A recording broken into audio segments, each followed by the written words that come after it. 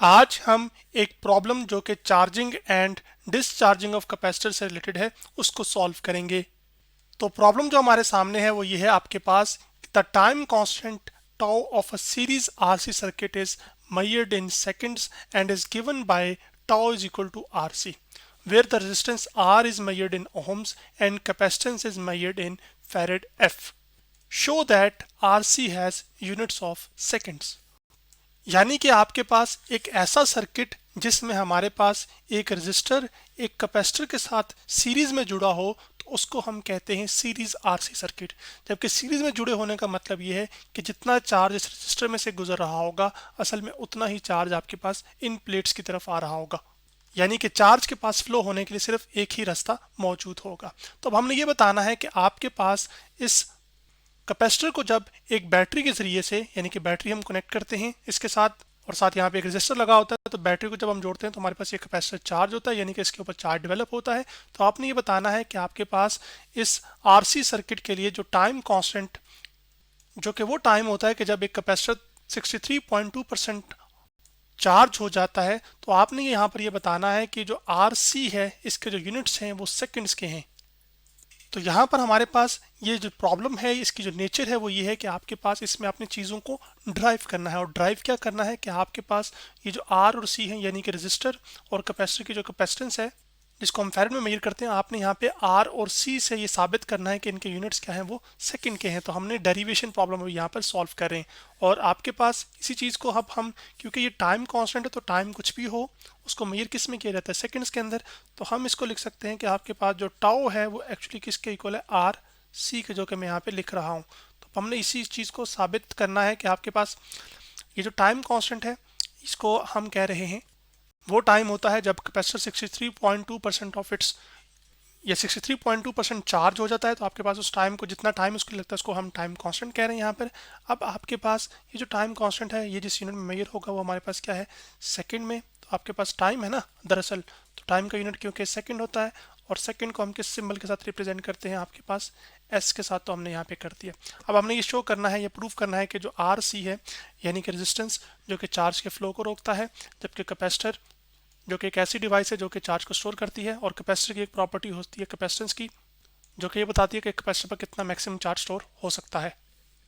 तो अब हमने क्या करना है कि राइट हैंड साइड से आपके पास जो है ना वो यूनिट्स निकालने हैं और वो सेकंड हैंड के साइड वो जो है ना सेकंड्स के बराबर होना चाहिए। तो राइट हैंड साइड हमारे पास क्या है, आर सी। तो यहाँ पे चले मैं लिख लेता हूँ आपके पास आर और सी। अब आपके पास इस सर्किट के अंदर यहाँ पे हमने सिर्फ वैल्यूज दी हुई हैं, वैसे ही जैसे इस कैपेसिटर की जो कैपेसिटेंस है वो 1000 माइक्रोफैरेड है। ये जो रजिस्टर यहाँ पे लगा हुआ है उसकी रेजिस्टेंस 1 किलो ओम है और जो बैटरी को वोल्टेज हमने दिया हुआ 1 वोल्ट है। अब जो रेजिस्टेंस होती है हमारे पास, इसका जो यूनिट होता है वो आपके पास ओम होता है। तो हम यहाँ पे लिख सकते हैं आपके पास ओम भी यहाँ पर ओम के लिए सिंबल इस्तेमाल होता है। जबकि कैपेसिटेंस का यूनिट फैरेड है तो हम यहाँ पे लिख सकते हैं फैरेड। तो आपके पास इसका मतलब है कि जो आर सी के यूनिट है वैसे वो ओम फैरेड है, और वो जो ओम फैरेड है वो आपके पास एक सेकंड के, ये सेकंड के बराबर भी होता है, क्योंकि लेफ्ट हैंड साइड का यूनिट क्या है, सेकंड के। तो इसका मतलब है कि आपसे एक नया सवाल वो ये भी पूछ सकता है कि आपने शो करें कि ohm farad is equal to second, तो वो भी आप कर सकते हैं। ये कह सकता है कि show that time constant has unit of ohm farad, तो वो आप यहाँ पर देख सकते हैं। लेकिन हमने तो ये करना है कि आपके पास आर सी के जो यूनिट्स हैं उनको प्रूव करना है कि सेकंड्स के बराबर है। अब यहाँ पर एक रजिस्टर है, आपको ये पता है कि जब एक बैटरी एक रजिस्टर के साथ कनेक्टेड हो तो आपके पास ओम्स लॉ ने हमें ये बताया था कि जो करंट होता है वो वोल्टेज के डायरेक्टली प्रोपोर्शनल होता है। तो जितना वोल्टेज ज़्यादा होगा असल में करंट उस वायर में से उतना ही ज़्यादा फ्लो करेगा। तो ये जो V होता है हमारे पास, हमने उस ओम्स लॉ के ज़रिए से किया था कि जो V इक्वल टू आया था हमारे पास आई आर। तो यहाँ पर R की जगह हम क्या करेंगे कि आपके पास ये ओम्स लॉ से वैल्यू को सब्सिट्यूट करेंगे ताकि आपके पास थोड़ी सी सिंप्लीफिकेशन हो सके। और आपके पास ये हमारे पास ओम्स लॉ आ गया। जबकि यहाँ पर एक कैपेसिटर भी लगा हुआ है, तो एक कैपेसिटर पर कितना चार्ज स्टोर होता है उसको हम Q से रिप्रेजेंट करते हैं, और वो आपके पास बराबर होता है किसके, आपके पास इक्वल होता है कि कैपेसिटेंस C, यानी कि कैपेसिटर की जो मैक्सिमम चार्ज स्टोर करने की जो सलाहियत है उसको C से रिप्रेजेंट किया जाता है। जबकि कितना आपने बैटरी का वोल्टेज अप्लाई किया, वो जितना बैटरी का वोल्टेज आप अपना ज़्यादा अप्लाई करेंगे उतना ही कैपेसिटर चार्ज ज़्यादा होगा। तो अब हमने यहाँ पर इन दो इक्वेशंस का इस्तेमाल करना है। इस एक्सप्रेशन के अंदर, और फिर वहाँ से सिंप्लीफिकेशन करके हम ये साबित कर पाएंगे कि जो टाइम कांस्टेंट है या जो आर सी है ना हमारे पास, इसके यूनिट सेकंड के हैं और टाइम कांस्टेंट के तो वैसे ही सेकंड के थे, तो वो चीज़ प्रूव हो जाएगी कि लेफ्ट हैंड साइड की यूनिट्स राइट हैंड साइड के इक्वल है। तो चलें, अब आपके पास थोड़ा सा हम सिंप्लीफिकेशन ये करते हैं कि आपके पास इस इक्वेशन को मैं थोड़ा नीचे ले जाता हूँ।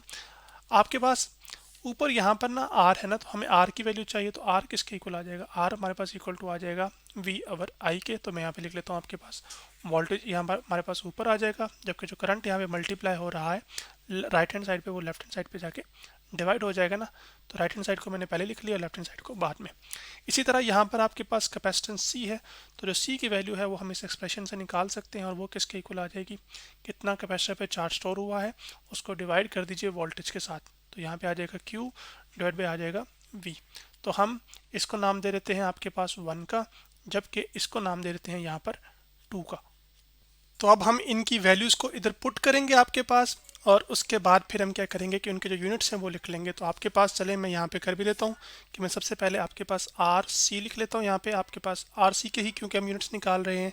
तो जो आर सी है हमारे पास आ जाएगा वो आपके पास वोल्ट, आर की वैल्यू हमारे पास क्या है वोल्टेज ओवर करंट, तो हम यहाँ पे लिख लेंगे वोल्टेज, और डिवाइड पे हमारे पास क्या आ जाएगा करंट आई। इसी तरह जो कैपेसिटेंस है वो हमारे पास क्या आ जाएगी, वो आपके पास आ जाएगी, वो आपके पास आ जाएगी कैपेसिटेंस की जगह आ जाएगा Q, तो Q यहाँ पे मैं लिख लेता हूँ आपके पास, और वोल्टेज की जगह क्या आ जाएगा यहाँ पर V। तो अब आपके पास ये जो है इस V से क्या हो जाएगा कैंसिल आउट हो जाएगा, तो आपके पास इक्वल टू आ जाएगा यहाँ पर Q, और Q ओवर I बच जाएगा, जबकि जो Q है और I है।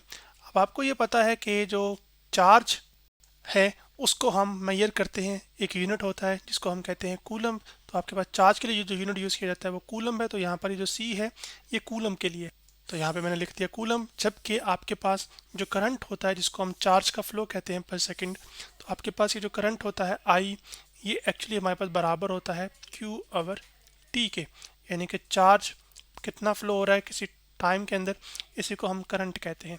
तो आपके पास अब ये जो चार्ज का यूनिट था ये क्या था, हमारे पास ये कूलम था, तो मैंने यहाँ पे लिख लिया कूलम। टाइम का यूनिट क्या है सेकंड, तो आपके पास सेकंड आ गया, तो ये इक्वल टू आ जाएगा, नीचे से सेकंड ऊपर जाएगा तो उसकी पावर क्या हो जाएगी -1। तो हमारे पास करंट के यूनिट आ जाएंगे कूलम पर सेकंड।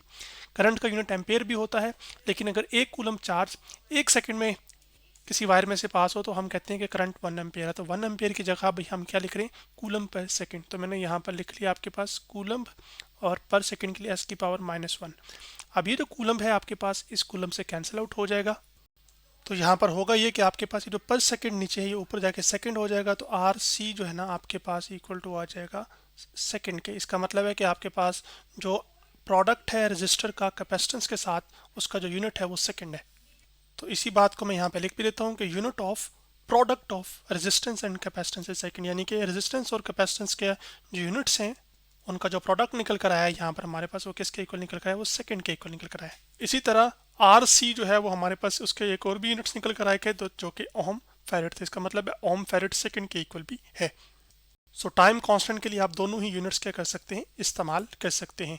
तो आज हमने क्या किया कि आपके पास एक प्रॉब्लम जो कि हमने ड्राइव करना था, जिसमें आपके पास यूनिट्स को ड्राइव करना था, जो कि charging and discharging of capacitor से रिलेटेड था, उसको सॉल्व किया।